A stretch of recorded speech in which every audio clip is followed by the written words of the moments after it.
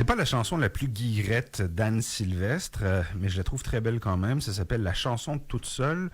Je pense que c'était sur le tout premier disque qu'a fait paraître Madame Sylvestre, peut-être dans les années 50. Anne Sylvestre qui nous a quittés donc en 2020. Il y a une coalition formée de groupes environnementaux, de groupes citoyens aussi, qui a tenu samedi, c'était samedi, monsieur? Samedi le 7. Monsieur Paris, une activité de mobilisation dans Limoilou. L'objectif, c'était notamment de dénoncer la permissivité ou l'indulgence des gouvernements, notamment du gouvernement québécois, et la permissivité des lois en matière de pollution atmosphérique. Et parmi ces groupes-là, il y avait le mouvement pour une ville zéro déchet. Il y avait Mères au front de la ville de Québec aussi. Puis il y avait des parents de Limoilou qui étaient regroupés sous le nom Vigilance Canaries. Non, en fait, Vigilance Canaries, c'est le regroupement à la fois de Mères au front Ville de Québec, mouvement les parents indignés de Limoilou et le mouvement Ville zéro déchet. Le nom de la grande coalition, disons. Parfait. Et les participants étaient invités à porter du bleu. Est-ce que ça a répondu à l'appel?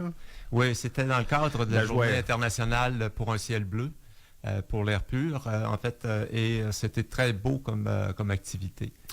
Bon, Marcel Paris, vous êtes porte-parole du mouvement pour une ville zéro déchet ici à Québec. Vous étiez dans l'organisation de cet événement-là. Ça se tenait dans Limoilou, coin 4e rue puis 9e avenue, je pense. En fait, c'est entre la 4 et la 3 particulièrement qu'on a fait notre intervention. On avait choisi cet endroit parce que c'est assez typique. On se trouve à côté d'une zone densément peuplée et de l'autre côté du boulevard, on tombe sur des voies ferrées. Ce qui est le boulevard de Capucine, on tombe sur des voies ferrées et toute la zone industrielle et les contaminants qui sont rejetés dans ce milieu-là. Il y a Papier White Birch. Papier White Birch, l'incinérateur de la Ville de Québec. Il ne faut jamais l'oublier, c'est un incinérateur qui est notre propriété, sur lequel on ne semble pas avoir beaucoup de pouvoir d'ailleurs. Le port est pas très loin aussi. On vient de nommer 3 des grosses sources de pollution atmosphérique à Québec. On en a oublié. Oui, on en a oublié. Ben, rappelez-les-nous donc. Il y a une autoroute qui passe à proximité. Oui. Il y a Glacine qui est une autre source de polluants. Il y a IM qui est un ferrailleur dans cette même zone comme telle. Puis tout ça, moi j'avais inventé il y a plusieurs années le terme de soupe chimique. Ça a été repris dans le quartier. Tous ces pollueurs sont des émetteurs de divers contaminants, puis plus ou moins bien répertoriés. Et tout ça crée, lorsqu'ils se mélangent, une belle soupe chimique. C'est tellement complexe qu'on considère qu'on ne peut pas l'évaluer comme tel. On n'a pas la capacité scientifique de connaître les conséquences donc on essaye de se tenir loin. Les autorités sont pas assez responsables ou courageuses pour intervenir dans nos milieux. Mais on a jasé au téléphone, vous et moi, il y a quelques jours, puis vous me donniez quand même des comparatifs en termes de voitures. C'est-à-dire, je pense que vous me parliez de White Birch, puis vous me disiez, on évalue que la pollution de White Birch correspond à la pollution de tel nombre de voitures. Oui, ça c'est... je m'excuse, lors de l'échange, j'avais un document en main, là, puis je veux pas donner des chiffres que je contrôle pas. Mais on parle de dizaines de milliers de voitures là, comme tel. C'est colossal, ça aussi. Je vais oser un chiffre. Non, je n'oserai pas de chiffre. Je t'en donne quand même. On va la jouer safe. Quels sont les types de polluants dans l'air, les plus nocifs, là, ceux qui vous intéressent, vous? Nous, le mouvement Ville zéro déchet, on s'est beaucoup concentré sur le PM 2.5. Mais ce n'est pas le seul polluant émis. Puis, lorsque je dis PM 2.5, spécifique à l'incinérateur de la Ville de Québec, parce que tantôt, je disais que c'est un élément, c'est une propriété municipale. On a des élus qui desservent une population, donc ils sont redevables à cette population. Ils devraient en prendre soin. Bien que les populations réalisent qu'il serait peut-être mieux de se prendre eux-mêmes en main, ça va être plus efficace. Mais dans les polluants qui sont émis par l'incinérateur, si vous voulez avoir la liste, ça, j'ai le papier en main. Juste pour les PM 2.5, c'était 12,11 tonnes de PM 2.5. Là, c'est pour l'année 2022 qui a été... Puis, dans les autres contaminants, il y a 345 tonnes d'oxyde d'azote, 48,7 tonnes de monoxyde de carbone, 42,5 tonnes d'acide chlorhydrique, 5,5 tonnes de dioxyde de soufre, 1,3 kg d'hydrocarbures aromatiques polycycliques.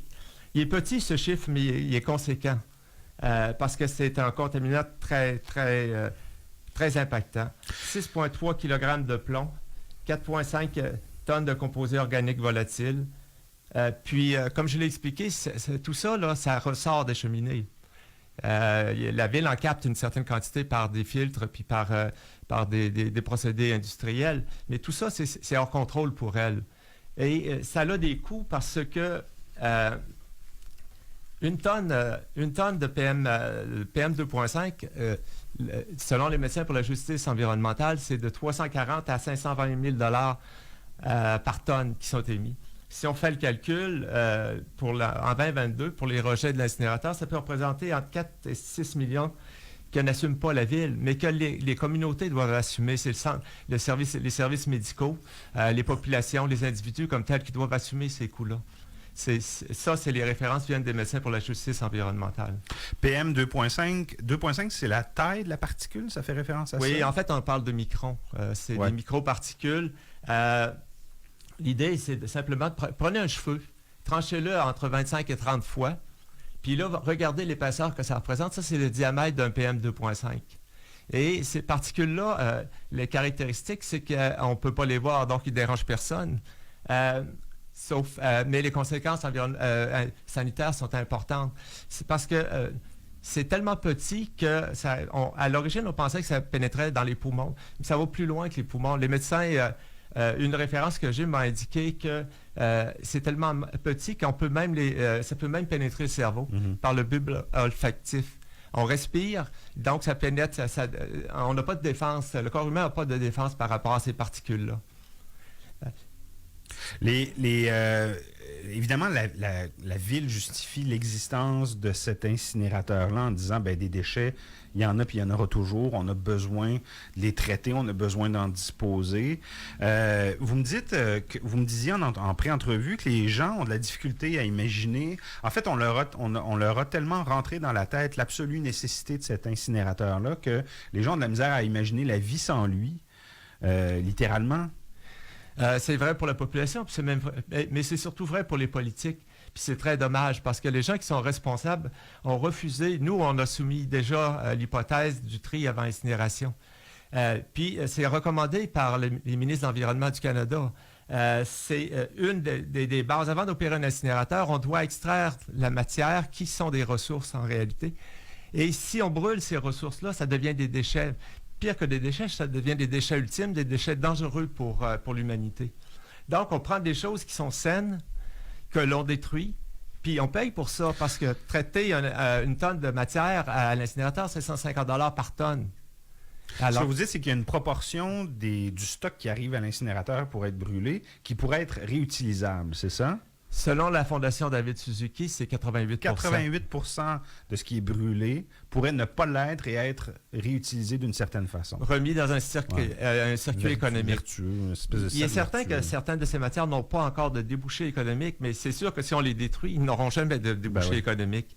Et c'est inconséquent. Notre objectif, nous, c'est qu'il y a on peut pas... l'incinérateur est le pollueur qu'on peut le mieux contrôler dans la ville, selon nous.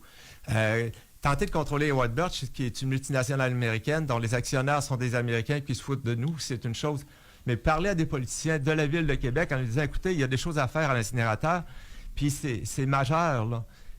C'est ça qu'il faut... C'est la fois que nous avons choisi. C'est un bien public qui est à nous, l'incinérateur. On est propriétaire. On est propriétaire. On est propriétaire. On contrôle l'incinérateur. Puis on y met 10 millions par année juste pour le maintenir aux normes chaque année.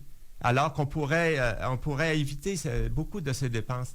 Puis, en fait, c'est la santé environnementale. Si on n'a pas une santé environnementale dans nos milieux, on ne peut pas avoir une santé de la population. Et c'est dramatique, l'impact. Les enfants subissent des impacts importants dans nos communautés. Les personnes âgées, vous connaissez certainement des asthmatiques, des gens qui ont de l'eczéma, des choses. Mais tout ça, c'est créé pour beaucoup par la mauvaise qualité de l'air. Puis ça, c'est reconnu par l'Organisation mondiale de la santé. Est-ce que vous avez l'impression d'être entendu par les pouvoirs publics quand vous lancez ce message-là? Pas du tout. J'ai lu un article hier de la responsable de l'environnement de la Ville de Québec qui avait un très beau discours d'éco-blanchiment. C'est le même discours. Qu'est-ce que vous voulez dire, un discours d'éco-blanchiment? C'est simple, c'est que les gens qui veulent promouvoir l'incinération, parce qu'il n'y a pas que la Ville qui veut le faire, il y a dans d'autres pays aussi, on veut promouvoir l'incinération. Puis donc, on veut lui donner une belle peinture verte. C'est-à-dire qu'on va changer les noms. La Ville ne dit pas qu'elle a une décharge ou une dampe. Elle dit qu'elle a un lieu d'enfouissement technique. La Ville ne dit pas qu'elle a un incinérateur. C'est partie d'un complexe de valorisation énergétique. La Ville ne dit pas qu'elle a un méthaniseur, c'est qu'elle a un digestat.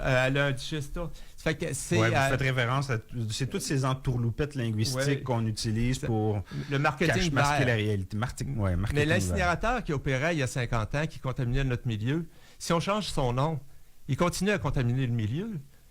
Puis les preuves en sont que c'est dans les registres que la Ville doit transmettre officiellement. Ces répertoires-là, ils existent. La Ville connaît les conséquences. Puis elle se concentre beaucoup, pour notre milieu, elle se concentre, elle prétend que c'est les poêles à bois. Dans Limoilou, les gens ne chauffent pas au bois, tous, là, en tout cas. La quantité de poêles à bois dans notre milieu est discutable. C'est probablement plus vrai vers Val-Bélair, vers Sainte-Foy, vers Sillery, ces zones-là. Nous, on est soumis à la contamination 12 mois par année, pas pendant les périodes hivernales. Vous me parliez en entrevue aussi des seuils, hein, je l'ai évoqué dans l'introduction, les seuils de quantité de particules polluantes dans l'air les seuils autorisés sont plus élevés ici au Québec que ce que recommande l'OMS, c'est ça? Oui, en fait, l'OMS, elle a une norme sanitaire.